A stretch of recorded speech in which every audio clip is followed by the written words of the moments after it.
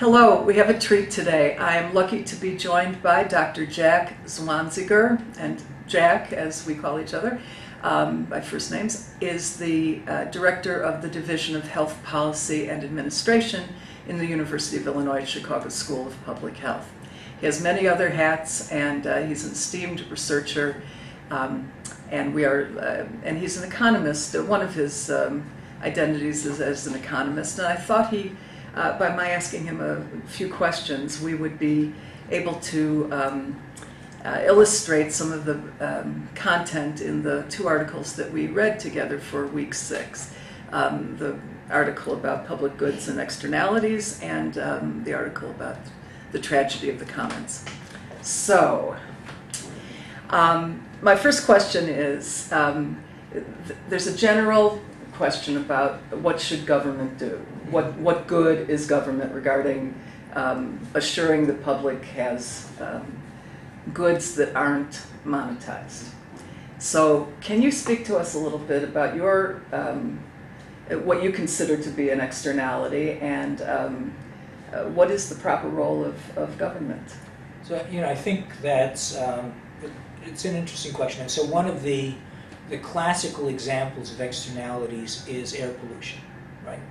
So, because if you're a plant that's manufacturing something and lots of pollution is coming out of your smokestack, then you get the benefit, but you don't pay the cost. All the people downwind from you pay the cost. So that's theoretically an externality. Now, one of the ways that has been used actually to internalize that externality is to create a cost for the pollution. So you have, for example, in California now, there's a cap and trade program for sending carbon dioxide into the air, so that there's a total amount of carbon dioxide that each plant, major plant, power plants and so on and so forth, are allowed to produce, and they're allowed to, and there's capped, so that's the maximum amount that the state will be allowed, and then, but you don't have to use that if you can figure out ways of reducing your carbon dioxide emissions. Then you can sell those rights to somebody else. So that's one of the ways you can sort of create a market mechanism for to internalize these externalities. But in most cases, that's not really so practical, and so most environmental laws are examples of externalities that the government regulates. And how far should regulations go? How far into the interests of how far into private interests do you think is the legitimate span of government involvement to protect public goods? Well, all right. See, now you're asking a much broader question. So, I think that there's a question of internalities, which is one of the examples of that are most sort of extreme examples of that are what they call regulatory capture, which is where the regulated industries actually in some way are able to dominate the regulatory body, so that the regulator now serves the interest of the regulated industries rather than the public. So that's an example. But I think the broader example is really a question about are the regulators able to actually do they really have all the information that allows them to sort of regulate these complicated phenomena? And I think you really, it's sort of a case-by-case example. I don't think, in my opinion at least, I don't have any general criteria as to that, but I think you really have to be, you have to weigh the advantages and disadvantages of each way of doing things. What you said reminds me of the FDA, where they're accused of having the information come from the people, the interests that they are regulating, and so how are they able to make a fair and objective ruling?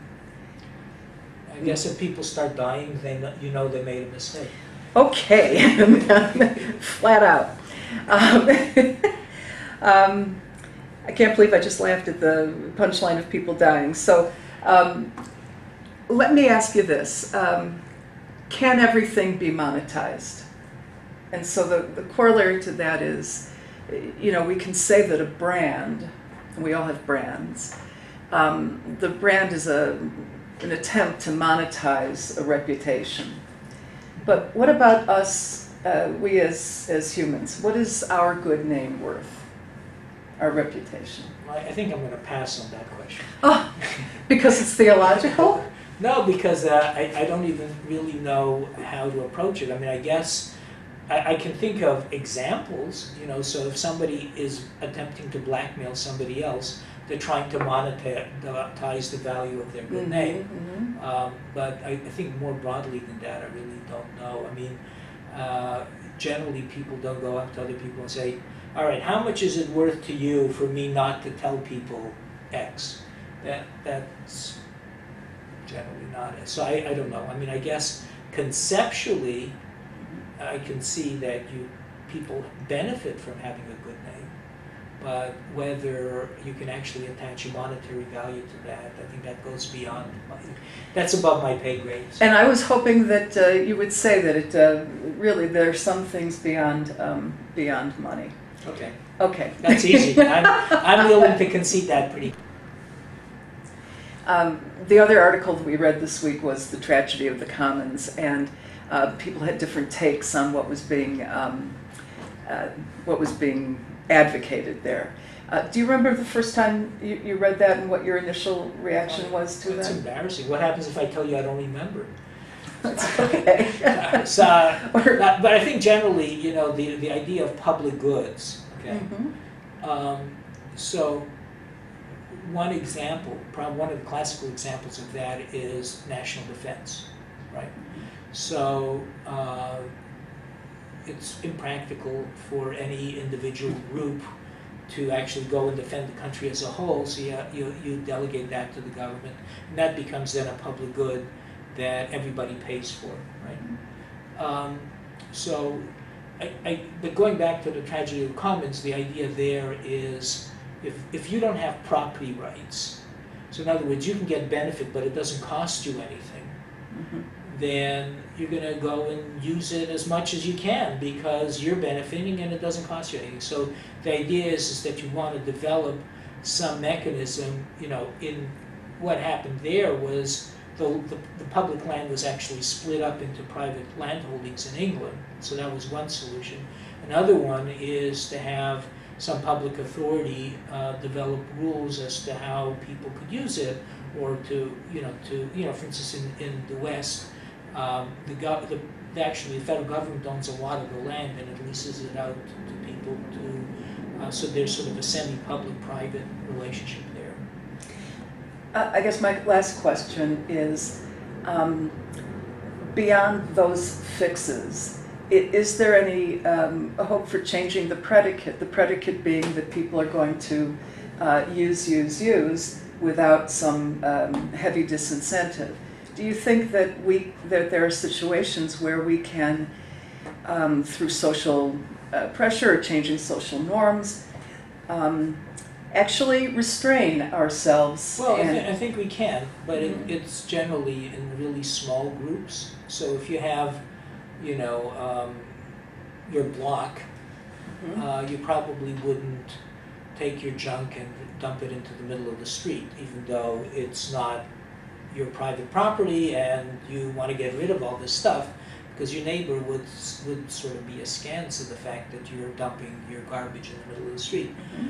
But I think that once you get beyond sort of these fairly small social units, it's really hard because unfortunately there are people who really don't care that much, and if they can get away with it, they will.